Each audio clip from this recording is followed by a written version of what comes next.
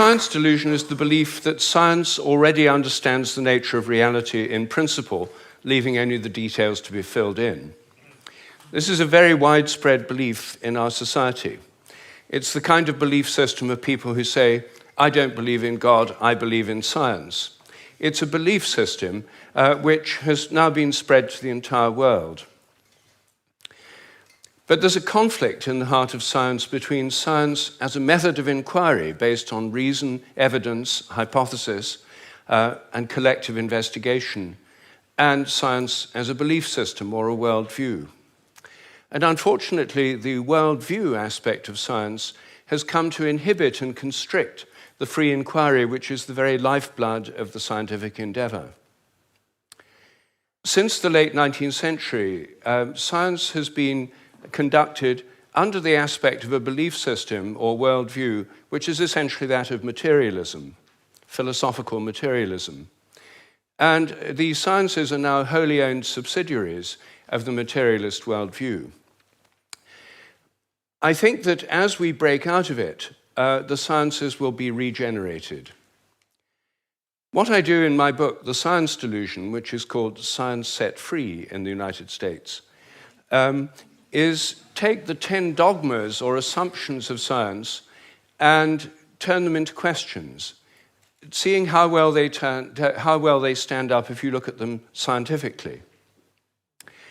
None of them stand up very well. What I'm going to do is first run through what these 10 dogmas are, and then I'll only have time to discuss one or two of them in a bit more detail. But essentially, the 10 dogmas, which are the default worldview of most educated people all over the world, are first that nature is mechanical or machine-like. The universe is like a machine, animals and plants are like machines, we're like machines. In fact, we are machines. We're lumbering robots, in Richard Dawkins' vivid phrase, with brains that are genetically programmed computers. Second, matter is unconscious. The whole universe is made up of unconscious matter. There's no consciousness in stars, in galaxies, in planets, in animals, in plants, and there ought not to be any in us either, if this theory is true. So a lot of the philosophy of mind over the last 100 years is trying to prove that we're not really conscious at all. So the matter's unconscious, then the laws of nature are fixed. This is dogma 3. The laws of nature are the same now as they were at the time of the Big Bang, and they'll be the same forever. Not just the laws, but the constants of nature are fixed, which is why they're called constants. Dogma 4, the total amount of matter and energy is always the same. It never changes in total quantity, except at the moment of the Big Bang, when it all sprang into existence from nowhere in a single instant. The 5th dogma is that nature's purposeless. There are no purposes in all nature, and the evolutionary process has no purpose or direction. Dogma 6, biological heredity is material. Everything you inherit is in your genes, or in epigenetic modifications of the genes, or in cytoplasmic inheritance. It's material. Dogma 7, memories are stored inside your brain as material traces. Somehow everything you remember is in your brain in modified nerve endings, phosphorylated proteins. No one knows how it works, but nevertheless, almost everyone in the scientific world believes it must be in the brain. Dogma 8, your mind is inside your head. All your consciousness is the activity of your brain and nothing more. Dogma 9, which follows from dogma 8, psychic phenomena like telepathy are impossible. Your thoughts and intentions cannot have any effect at a distance because your mind's inside your head. Therefore, all the apparent evidence for telepathy and other psychic phenomena is illusory. People believe these things happen, but it's just because they don't know enough about statistics, or they're deceived by coincidences, or it's wishful thinking. And dogma 10, mechanistic medicine is the only kind that really works. That's why governments only fund research into mechanistic medicine and ignore complementary and alternative therapies. Those can't possibly really work because they're not mechanistic. They may appear to work because people would have got better anyway, or because of the placebo effect. But the only kind that really works is mechanistic medicine. Well, this is the default worldview, which is held by almost all educated people all over the world. It's the basis of the educational system, the National Health Service, the Medical Research Council, governments, and it's just the default worldview of educated people.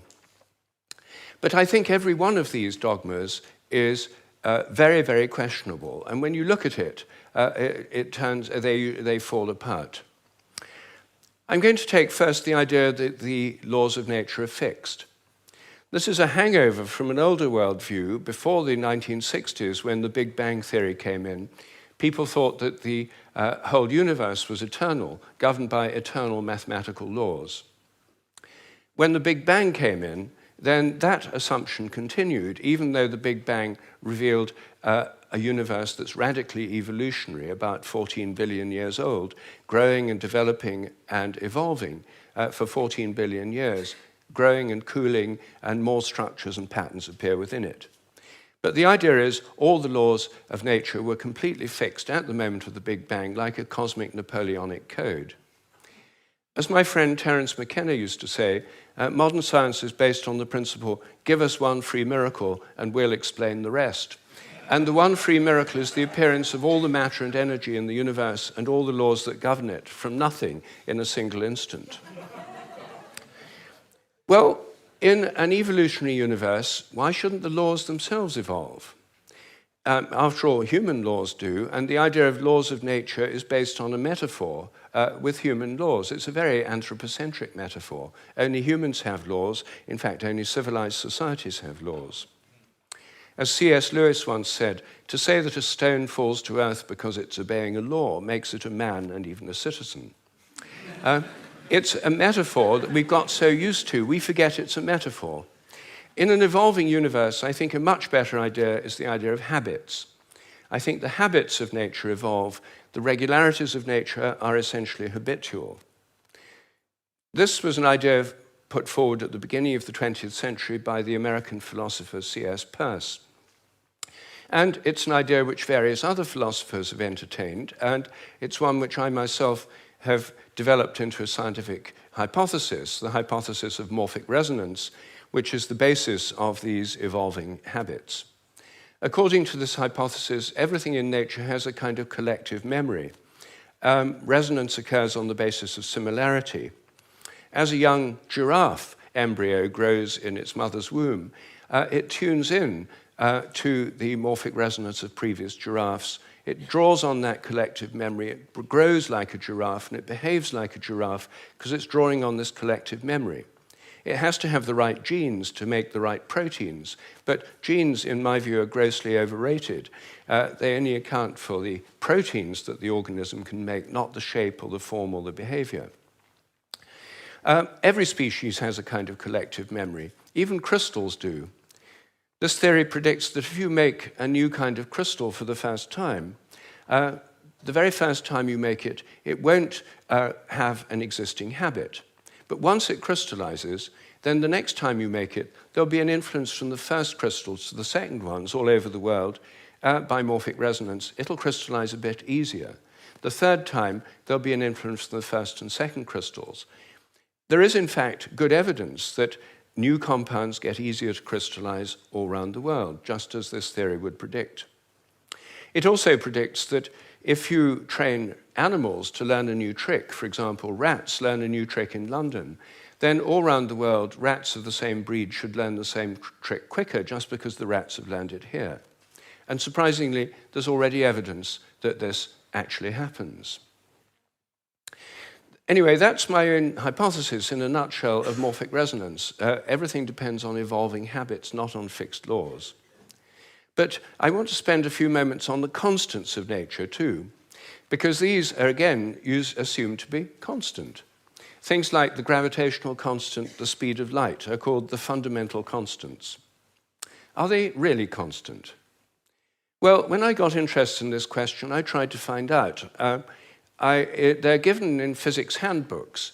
Handbooks of physics list the existing fundamental constants, tell you their value. But I wanted to see if they'd changed, so I got the old volumes of physical handbooks. I went to the Patent Office Library here in London, and they're the only place I could find that kept the old volumes. Normally people throw them away when the new values come out. They throw away the old ones. When I did this, I found that the speed of light dropped between 1928 and 1945 by about 20 kilometers per second. It's a huge drop because they're given with errors of only fractions of decimal points of error. And yet, all over the world, it dropped, and they were all getting values very similar to each other with tiny errors. And then in 1945, it went up, 48, it went up again. And then people started getting very similar values again. I was very intrigued by this, and I couldn't make sense of it. So I went to see the head of metrology at the National Physical Laboratory in Teddington. Metrology is the science in which people measure constants. And I asked him about this. I said, what do you make of this drop in the speed of light between 1928 and 1945? And he said, oh dear, he said, you've uncovered the most embarrassing episode in the history of our science. So I said, well, could the speed of light have actually dropped? And that would have amazing implications if so. He said, no, of course it couldn't have actually dropped. It's a constant. So, well then how do you explain the fact everyone was finding it going much slower during that period? Is it because they were fudging their results to get what they thought other people should be getting, and the whole thing was just produced in the minds of physicists? We don't like to use the word fudge. I said, well, what do you prefer? He said, well, we prefer to call it intellectual phase locking.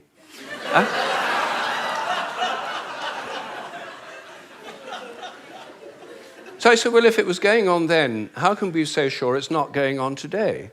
And that the present values are produced by intellectual phase locking. And he said, oh, we know that's not the case. I said, how do we know? He said, we've solved the problem. And I said, well, how? He said, well, we fixed the speed of light by definition in 1972. So I said, but it might still change. He said, yes, but we'd never know it because we've defined the meter in terms of the speed of light. So the units had changed with it. So he looked very pleased about that. They'd fixed that problem.